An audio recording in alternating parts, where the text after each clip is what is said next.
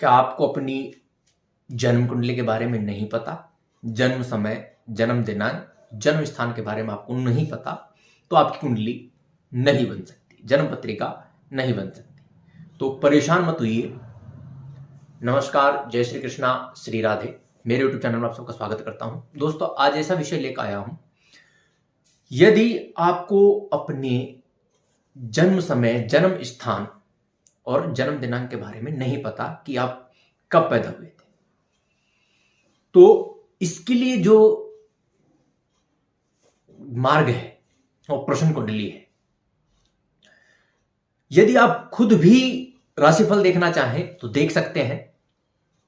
सबसे पहले आपको अपना जो राशि है इसका स्वामी क्या है, क्रूर है, शांत है, मध्यम है, इसके अलावा किस तत्व का है, यह आपको पता होना चाहिए। फिर आता है आपके जो नाम अक्षर है, पहला अक्षर है, उसका नक्षत्र का स्वामी कौन है, उसका नक्षत्र क्या है और उसका स्वामी कौन है, और वो काल चक्र की कुंडली में कहां पर बैठा हुआ है। मान लीजिए आप किसी के साथ में दुकानदारी, साझेदारी, कंपनी खोलना चाहते हैं, तो आप पता करना चाहते हैं कि मैं उसके साथ पार्टनरशिप करूं तो कैसी रहेगी। तो उसके लिए देखिए आपके नाम का जो पहला अक्षर है उसका नक्षत्र स्वामी कौन है, और जिसके साथ आप कंपनी शुरू करना चाहते हैं, साझेदारी करना चाहते हैं, उसके भी नाम का पहला अक्षर मिलेगी। यदि क्रूर ग्रह हो, यदि नीच ग्रह हो तो मैत्री हो जाएगी, साझेदारी निभा सकते हैं, कर सकते हैं साझेदारी। एक तरफ सौम्य हो, एक तरफ क्रूर हो तो साझेदारी नहीं चलेगी। ऐसे ही विवाह के अंदर भी इन चीजों को देखा जाता है। तो राशि स्वामी का आपको देखना है, नक्षत्र स्वामी जो भी आपका नाम है, कोई भी नाम आपका हो सकता है। जैसे मेरा नाम नवीन है तो नवीन का पहला अक्षर न, जिसका अनुराधा नक्षत्र पड़ता है। अनुराधा नक्षत्र का स्वामी होता है शनि। वृश्चिक राशि का स्वामी होता है मंगल। मेरे को किसी के साथ में साझेदारी करनी है, जैसे कुंभ राशि का कोई है, जैसे संजय है, तो संजय स्वामी तो हुआ शनि, और नक्षत्र का स्वामी भी कौन हो गया, राहु, सतविषा नक्षत्र, तो मैत्री निभ जाएगी। तो इस तरीके से आपको देखना है। फिर हमको देखना है, जैसे हमको आती है भाई काम धंधा रुक जाए, पैसा नहीं आ रहा, क्या देखें, तो तीसरा भाव देखिए। अगर आपका तीसरा भाव पीड़ित है, क्रूर ग्रहों से दृष्ट है, तो समझ लीजिए आपका पैसा रुक गया, आपको पैसों से संबंधित परेशानी खड़ी हो जाएगी। इसके अलावा सप्तम भाव भी जरूरी है, वो भी क्योंकि वो शुक्र का घर है, क्योंकि वो शुक्र का घर है और शुक्र लक्ष्मी का कारक होता है। सप्तम भाव हमारे व्यापार का कारक होता है, दसम से दसम पड़ता है, नौकरी का भाव भी सप्तम भाव है, उसको भी देखिए। वो भी आपको बता देगा कि भाई, उससे भी आपको पता चल जाएगा कि हां यहां से पैसा रुका हुआ है, यहां व्यापार रुक गया है, तो सप्तम भाव का स्वामी। आपको सामने वाले की स्थिति जाननी हो, यार ये कैसा है, तो आप कुंडली में देखिए सूर्य की स्थिति। ग्रहों के राजा हैं, इनकी स्थिति जरूर देखी जाती है। अगर ये मजबूत स्थिति में चल रहे हों, मजबूत हों, तो वो प्रभावशाली है। सूर्य आत्मा का कारक है। अगर किसी को देखना है कि मन कैसा है, तो दो ग्रह, पहला शुक्र है, क्योंकि शुक्र दैत्यों के गुरु थे।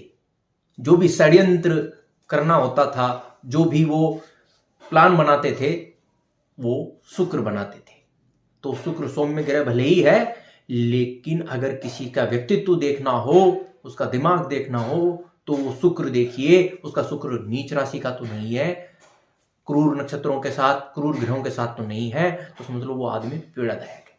किसी की सासू के बारे में अगर जानना हो कि सासू कैसी है, सही है कि नहीं है, उसके लिए भी शुक्र को देखा जाता है, शुक्र की स्थिति को देखा जाता है। सबसे ज्यादा टोने टोटके भी अगर होते हैं तो शुक्रवार के दिन ही होते हैं, रात्रि के अंदर। भारी भारी बीमारियों का कारक उसमें शुक्र का भी हाथ होता है। अगर शुक्र से दुश्मन वाली राशियां हो, सिंह हो, वृश्चिक हो, मेष हो, ये राशियां क्या है, शुक्र से दुश्मनी रखती हैं, तो शुक्र बहुत ज्यादा इसमें इन्वॉल्व होता है, ध्यान रखिएगा। काफी कुछ होता है, साधारण चीजें होती हैं जिनको आप जरूर देखें। ये मैंने आपको साधारण चीजें बता रहा हूं जो आपको काम आएंगी, आप खुद भी देख सकते हैं। किसी के पास जाए तो ये चीज उनसे जरूर पूछिएगा। सूर्य, शुक्र, सप्तम भाव, तृतीय भाव। अब आता है हमारे पास में पूर्वजों से संबंधित अगर समस्या चल रही है तो दसम भाव देखिएगा। राहु, पहले भी एक वीडियो में बता चुका हूं, पितरों के लिए राहु की स्थिति को देखिए, शनि की स्थिति को देखिए। हम सूर्य को पकड़ते हैं, सूर्य तो प्रत्यक्ष होता है, रात को छुपता है फिर दिन में आ जाता है। राहु दिखाई नहीं देता, इसलिए पूर्वज हमारे क्या दिखाई नहीं देते मरने के बाद। तो राहु की स्थिति को देखिए। राहु यदि आपका दसम भाव में है तो आपके पिताजी पूर्वज रूप में हो सकते हैं, पीड़ित हो सकते हैं। राहु चतुर्थ भाव में है तो आपकी माताजी से संबंधित पूर्वज, जैसे आपकी माताजी पूर्वज हो सकती है। सप्तम भाव में है तो आपके दादाजी या आपकी पत्नी। राहु ने शुक्र को पीड़ित कर दिया तो स्त्री से संबंधित, चंद्रमा को पीड़ित कर दिया तो एक बड़ी उम्र की, जैसे दादी है, उम्र बड़ी बढ़ती चली जाएगी। गुरु से है तो ये भी हमारे दादाजी परदादाजी के रूप में आता है गुरु। राहु पंचम भाव में है तो समझ लीजिए कि जरूर अबॉर्शन हुआ है, संतान हत्या हुई है।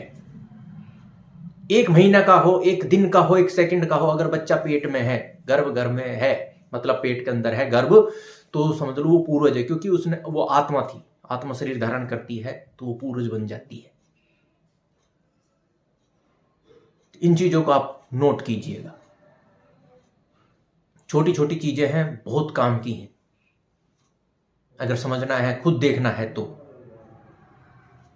मंगल है, बुध है। अब मैं आपको एक मंगल और गुरु की बात बताता हूं। मंगल एक क्रूर ग्रह है, गुरु शांत ग्रह है। लोगों में हम जब देखते हैं, सुनते हैं, पढ़ा भी है हमने कि मंगल गुरु मित्र है, ऐसा नहीं है। मंगल क्रूर ग्रह है, उग्र ग्रह है, गुरु शांत ग्रह है। इसलिए गुरु चतुर्थ भाव, चंद्रमा के भाव में शांत प्रवृत्ति के उच्च के हो जाते हैं, और मंगल वहां जाके नीच प्रवृत्ति के नीच के हो जाते हैं। आप देख लीजिएगा, जिनके भी चतुर्थ भाव में यदि मंगल बैठा हुआ है तो वो व्यक्ति आराम से एक पोजीशन पर नहीं बैठ सकता। आप उसको कह दीजिए कि यहां बैठ जा, तो वो ज्यादा देर बैठ नहीं सकता, उग्रता उसके मन के अंदर भरी रहेगी। ये आप जरूर देखें। दूसरी बात आपको बताता हूं, मंगल अगर द्वादश भाव में बैठ जाता है, द्वादश भाव भी गुरु का होता है, तो ऐसा व्यक्ति चक्कर बहुत लगाता है, कारण बेकारण। जैसे कोर्ट कचहरी के चक्कर लगाएगा, शादी में घूमने फिरने का, मतलब वो परेशान जरूर रहेगा, शारीरिक क्षय जरूर करेगा, क्योंकि मंगल मेष लगन शरीर का भाव होता है। तो मंगल गुरु में बिल्कुल भी नहीं बनती है। तो अगर इनका दृष्टि संबंध भी हो या साथ में बैठ जाए तो सत्यानाश करते हैं। अब मंगल जो है वो बुध के साथ में मित्रता रखता है, हम इनको शत्रु मानते हैं। आप नोट कर लीजिएगा, ये अच्छा फल देते हैं। जहां पे साथ बैठ जाए, एक दूसरे का दृष्टि संबंध हो जाए, एक दूसरे की राशि में बैठ जाए, तो हाँ, ये अच्छा ही फल देंगे। एक दूसरे के निमित्त। बाकी धनु राशि हो, मीन राशि हो, अगर ये साथ बैठ गए तो सत्यानाश कर देंगे उसका।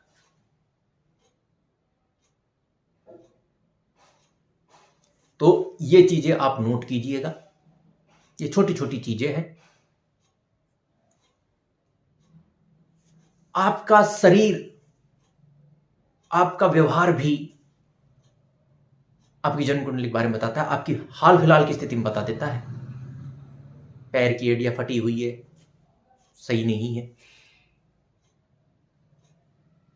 बाल बिखरे हुए हैं, उबड़ खाबड़ हैं, दाढ़ी बनाई नहीं है, नहाते नहीं हो, कपड़े फटे हुए, चप्पल टूटी हुई, ऐसे पैरों के, तो ये व्यवहार खराब है, आप शनि और राहु को पीड़ित कर रहे हैं।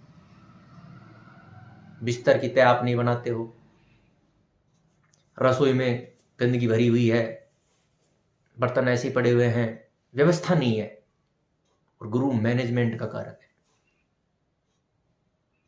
एक मैं आपको और बताता हूं, बुध बच्चा ग्रह है, चंद्रमा उनके पिता है, तो चंद्र बुध को भी लोग गलत मानते हैं, पर ऐसा नहीं है। चंद्रमा के साथ में बुध अच्छा फल देता है, और चंद्रमा की दृष्टि बुध पे पड़ जाए तो भी बुध कंट्रोल में आ जाता है। बाकी बुध भी सत्यानाश कर देता है, क्योंकि ये भी तीसरे और छठे भाव का कारक है। राजकुमार है, पैसे देने वाला ग्रह यही है, पर ये चंचल है। जब तक पिता की दृष्टि ना हो तब तक ये कंट्रोल में नहीं रहता।